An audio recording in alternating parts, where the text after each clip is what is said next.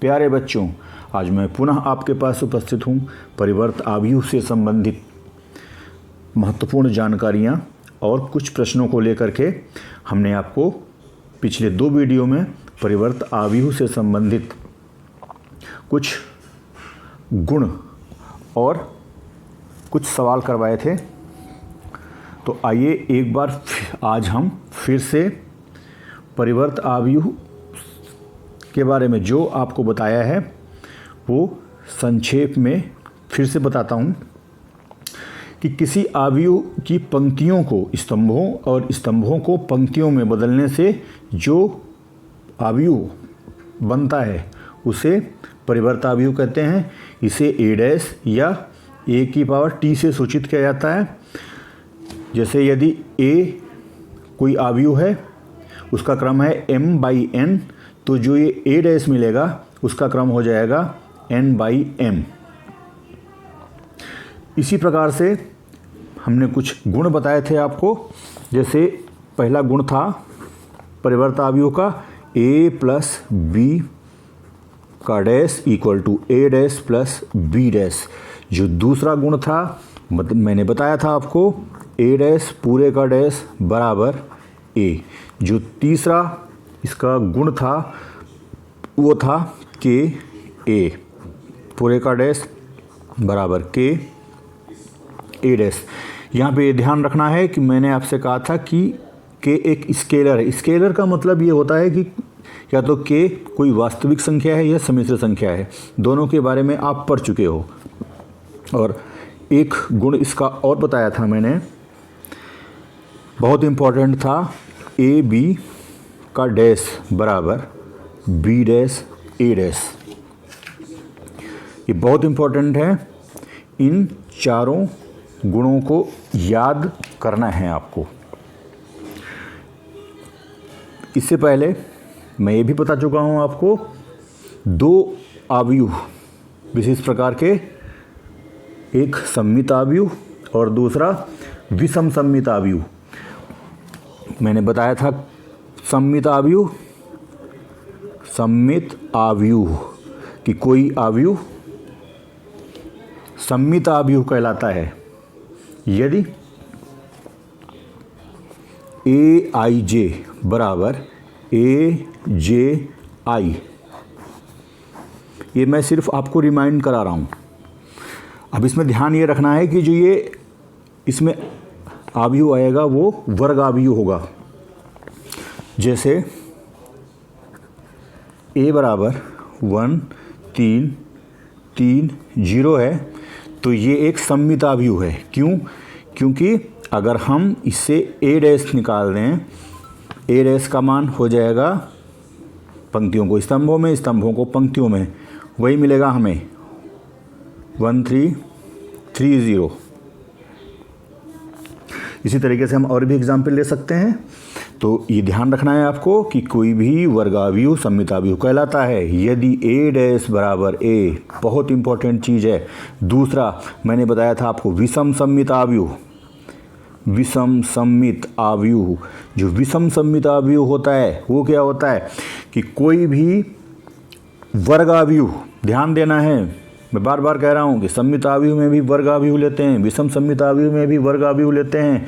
तो विषम सममित आव्यूह क्या होता है कि एक वर्ग आव्यूह विषम सममित आव्यूह कहलाता है यदि aij equal to minus aj।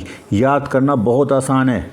सममित आव्यूह में aij बराबर aj है और विषम सममित आव्यूह में aij बराबर माइनस aj।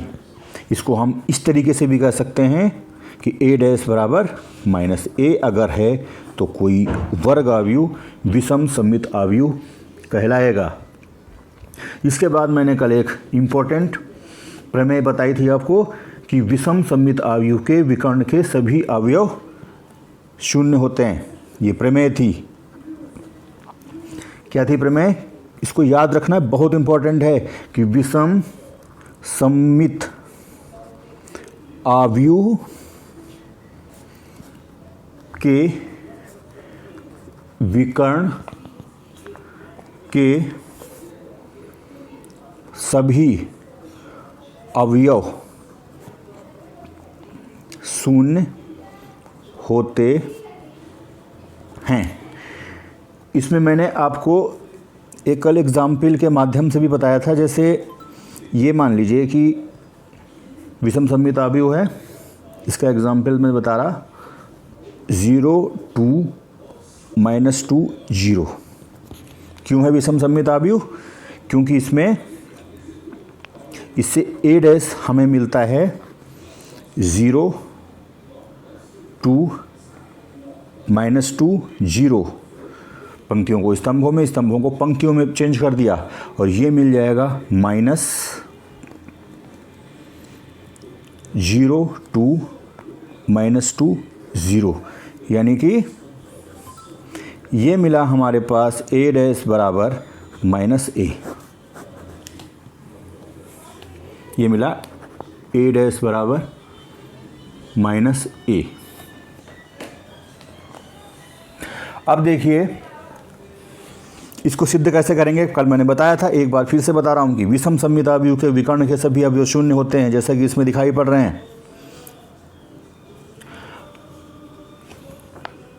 इसको सिद्ध करने के लिए कि माना a बराबर aij एक विषम सममित अवयव है, ये मान लेंगे हम एक विषम सममित अवयव है। अगर ये विषम सममित अवयव है जो हमने माना है तो क्या हो जाएगा? इसकी परिभाषा से aij इक्वल टू -aji, ये ध्यान रखना है यहाँ पे। अब चूंकि हमें सिद्ध करना है कि इस विषम सममित अवयव के विकर्ण के सभी अवयव शून्य होते हैं, तो क्या कर देंगे? ये जो दी गई कंडीशन है इसमें j बराबर i रख देंगे। इसमें j बराबर i रख देंगे तो क्या मिल जाएगा हमें? aii बराबर -aii, और इससे मिल जाएगा हमें aii प्लस aii बराबर 0, और इससे मिलेगा 2aii बराबर 0, यानी कि aii बराबर 0। यहाँ पे सामने लिख सकते हैं कि j बराबर i रखने पर, अब ये aii बराबर 0 है। हमने यही क्यों सिद्ध किया है कि aii बराबर 0? क्योंकि आई का मतलब जब i के मान रखेंगे हम तो a11 आ जाएगा, क्योंकि यहाँ पे दोनों जगह दोनों सफिक्स आई हैं, तो इसका मतलब a11 a22 a33 a44 a55 वो बराबर 0 हो जाएगा। और ये जो a11 a22 a33 a44 a55 ये सब विकर्ण के अवयव होते हैं। तो एक बार फिर से मैंने आपको बताया है, आप समझ गए होंगे इसको। दूसरी चीज़ जो मैं बता रहा हूँ, एक प्रमेय और है, प्रमेय 2। ये है कि एक अवयव जो सममित और विषम सममित दोनों है, एक बहुत इंपॉर्टेंट है, एक अवयव जो सममित और विषम सममित, विषम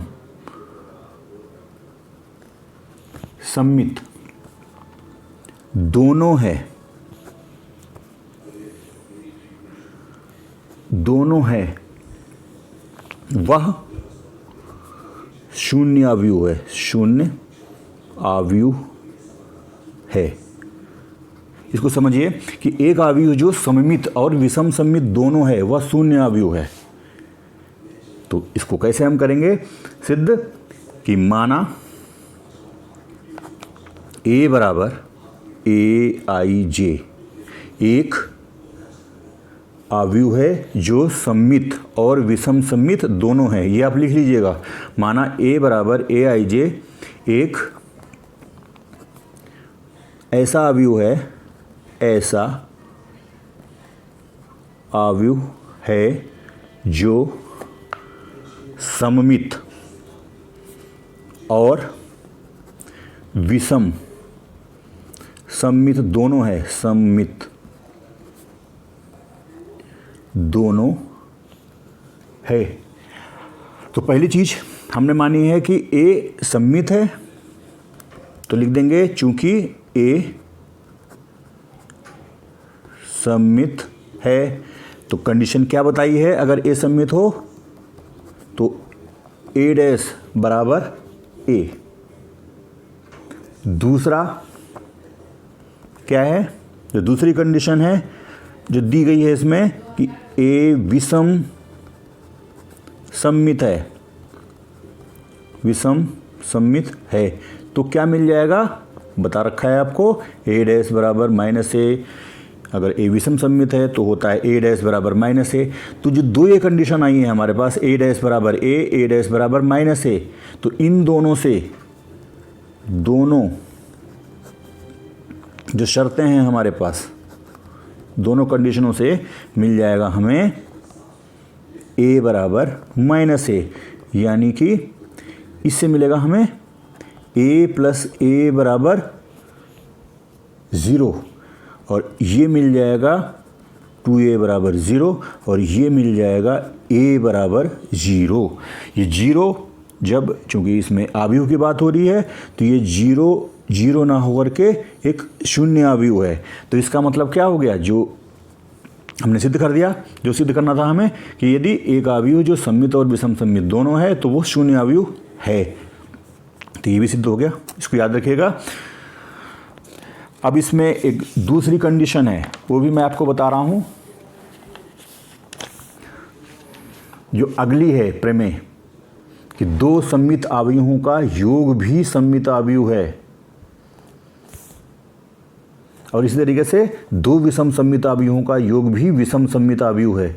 याद फिर से एक बार नोट कर लीजिए कि दो सममित आव्यूहों का योग भी सममित आव्यूह है।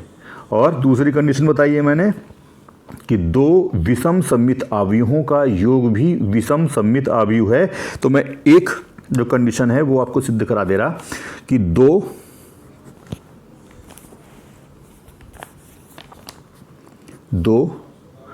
सममित आव्यूहों का योग भी सममित आव्यूह है, सममित।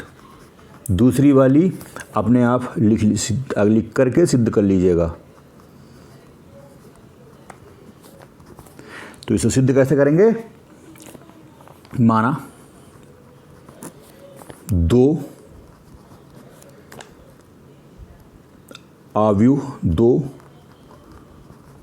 आव्यूह ए और बी समान क्रम के हैं। ये समान क्रम के इसलिए हैं क्योंकि दो आव्यूह समान क्रम के होते हैं, तभी उनका योग संभव होता है।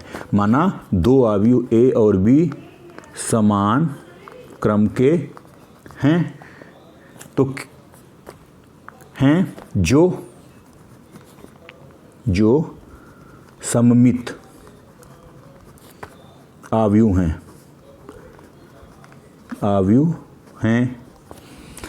मतलब इसमें दिया हुआ है कि दो सममित आव्यूहों का योग, तो हमने दो जो आव्यूह हैं वो मान लिए हैं ए और बी, जो समान क्रम के हैं और जो सममित हैं।